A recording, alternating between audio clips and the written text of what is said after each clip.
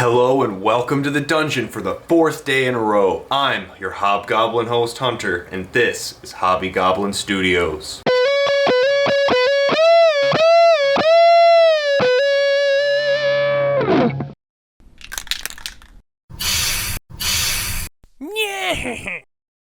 How's it going, guys? It's day 4 of the SoulBlight painting challenge, and today has sure been an interesting one. My original plan for today's video was to try out NMM for the first time and take you guys through my learning process. It was gonna be less of a tutorial and more of an invitation to come and learn alongside me, similar to what I did with the Fellbats on Tuesday with the oil paints. This would have been a great video idea, and I feel like I could have had a lot of fun with it. Unfortunately, my camera guy is actually terrible and forgot to hit the record button. I don't even know why I keep him around, to be honest. So, with no footage of the entire paint job, I had to pivot and change my game plan. So it looks like today's video is going to be all about that base, no model. Or I guess no paint job. I don't know, I'm posting a video every day this week. I don't have time to shore up all the jokes, guys.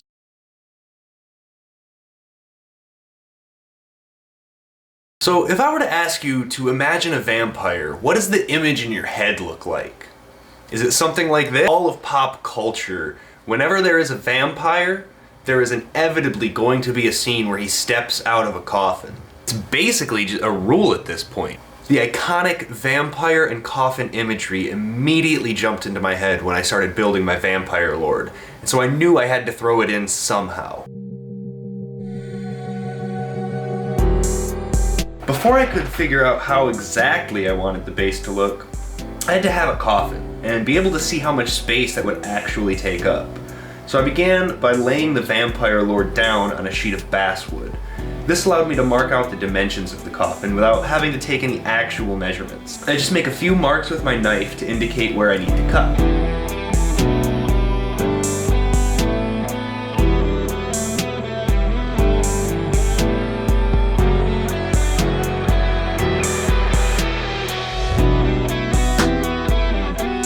In order to achieve the classic coffin shape, the elongated hexagon, all I do is mark out 2 notches, 1/4 inch from each edge, and 2 notches 1/2 inch down from the top of each edge.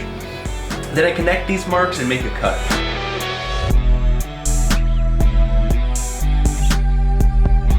To finish the shape, I make 2 more notches, 1/4 inch from each edge at the bottom.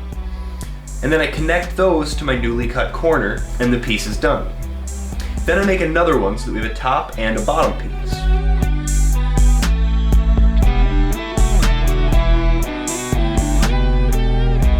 Creating the walls or sides of the coffin seems like it would be a little bit tricky, but honestly, if you cheat a little bit, it's not a problem. I start by cutting out a few 1/2-inch strips of basswood. Then I line them up to one of the hexagonal pieces and marked out where the cuts needed to be. If you want the walls to line up properly, you'd have to do some complicated math here and find the appropriate angle to cut the ends at. It's probably not actually that complex, but since this doesn't actually have to hold a dead body, we can just guess with these angles and hide the seams later. After the walls are assembled, I use my X-Acto knife to trim away any of the wall pieces that are a bit too long or too tall. For any gaps or pieces that were too short, we'll come back later. I leave the lid of the piece off because I want to add some things to the inside, and it's going to be a lot easier if it isn't closed off. Now it's time to start making the wood look like wood. It sounds kind of funny, but the fine grain of the basswood isn't going to take a wash very well or show the texture much at all. This grain has to be accentuated and exaggerated. All I do is take a wire brush that I got from the dollar store and run it in the direction of the grain a few times to carve out some of those details. Just enough so that it starts to leave deep enough scratches in that the wash is going to settle in there. This effect can be made as subtle or as dramatic as you want, simply by brushing more or less.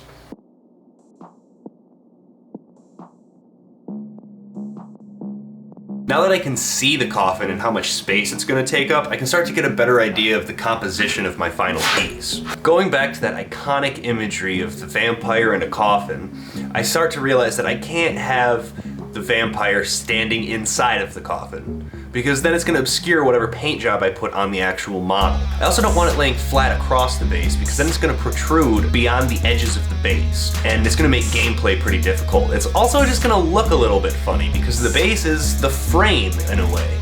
The solution to this problem is simply rest the coffin on a mound of dirt, such that it sits on a bit of an angle. So I break out my modeling compound and mix up a small batch. I also tried something new by adding in some tile grout so I wouldn't need to paint it later. And if it ever chips, which I don't think it would, but if it does, there's not going to be an ugly white spot to touch up. I just build up the compound underneath the coffin until it sits at an angle that I'm happy with. And then I pull out my big Boxo skulls. Games Workshop sells this, and it has over 300 skulls in it, ranging from human to orc to alien and demon. There are skulls of every shape and size in here. I just start clipping off skulls, and I didn't stop. I shoved them into the dirt and even stuck a stack right inside the coffin. This is Warhammer after all, and if you think you've used enough skulls, you're probably wrong. Now it's time to address those nasty holes in the walls. For this, all I did was cut out a few strips of construction paper, folded them in half, and glued them over the seam. These are going to be painted up to be like a steel cladding, meant to protect the joints and reinforce the structure of the coffin. Plus, adding metal trim is a nice way to add some visual interest. Once all of that's in place, I simply trim away the excess with my X-Acto. Before I go any further, I make sure to paint some primer onto the skulls. The wood is going to be getting stained with a wash, and the dirt is already the proper color, so the plastic skulls are the only thing that are going to need a primer. I use white so that it basically acts as a paint and primer all in one. It's really nice when you can save time without sacrificing quality, and so I'll do it wherever I can. It was at this point that I felt like the coffin was missing something. It needed a little bit of extra detail. I figured there should probably be some sort of way to carry this thing, right? That's when I remembered I had these tiny jewelry hoops that I picked up at Michael's a little while ago. So I dug them out and I checked the scale, and they actually looked perfect. A tip for gluing these on is just put a dab of super glue on a piece of plastic packaging. The plastic won't absorb the super glue, and it'll stay wet for a little while this way. Then you can pick up the rings with a pair of tweezers and dip them into the glue. This helps keep glue off your fingers and also prevents big globs of glue from spewing all over your work. It can be a little bit finicky trying to place the rings with tweezers, but after a little while you'll get the hang of it.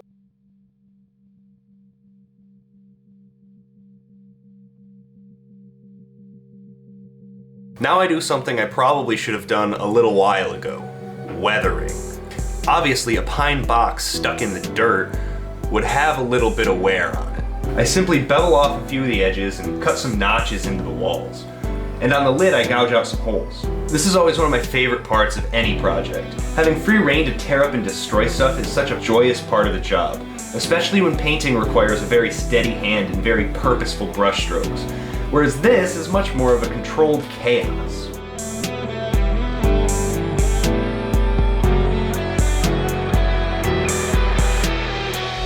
Now it's time to take this from looking like a pile of garbage glued to a plastic disc to looking like proper sleeping quarters for only one of the mightiest warriors of the night. I finally started playing around with oil paints as of this week, and I've really put my skills to the test and learned a lot. And that theme is going to continue in today's video. All of the skulls are going to get washed in yellow ochre. At full coverage, this color is far too saturated and looks like a mess. But once it's cleaned off, it leaves a nice earthy stain on the bone that really makes them look like they've been decaying in this damp environment for a while. Then the wood gets an all-over wash of burnt umber. Once that's all on, I come back in with a black wash and dab it in a few random areas to add a weathered effect. I do the same with a green wash to show that there may be some mold and moss growing from deep within the wood. Then I clean everything up with a dry Q-tip and the painting is done. That is literally how easy oil painting can be.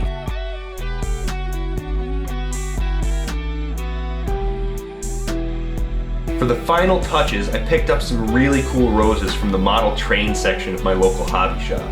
They come on vines, and I think they're supposed to be put on the sides of buildings, but I'm going to clip a few of them off and lay them next to, on top of, and inside the coffin to represent flowers that were dropped off at the gravesite by loved ones.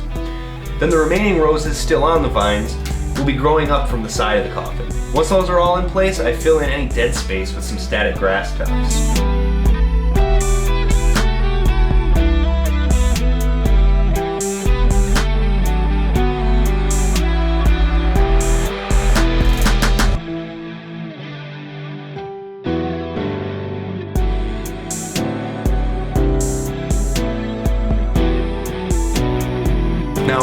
This is the point where I planned on showing you how I painted the model that goes on this base.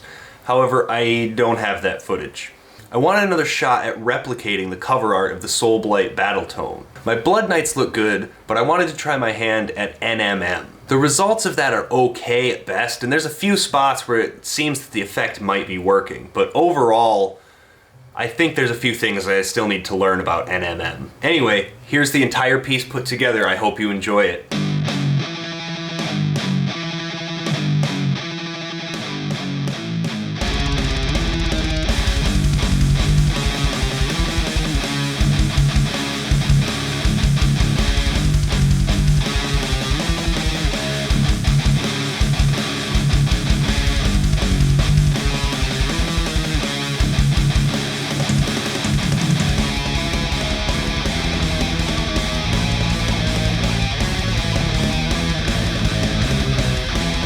Thank you guys so much for watching. Please make sure you like and subscribe. This tells YouTube that my videos are good videos, and they'll show them to more people. Plus, if you're subscribed, you'll get a notification tomorrow when I paint up Lauka Vi, the Mother of Nightmares. You're not going to want to miss that. Anyway, thanks again, and until next time, keep on crafting.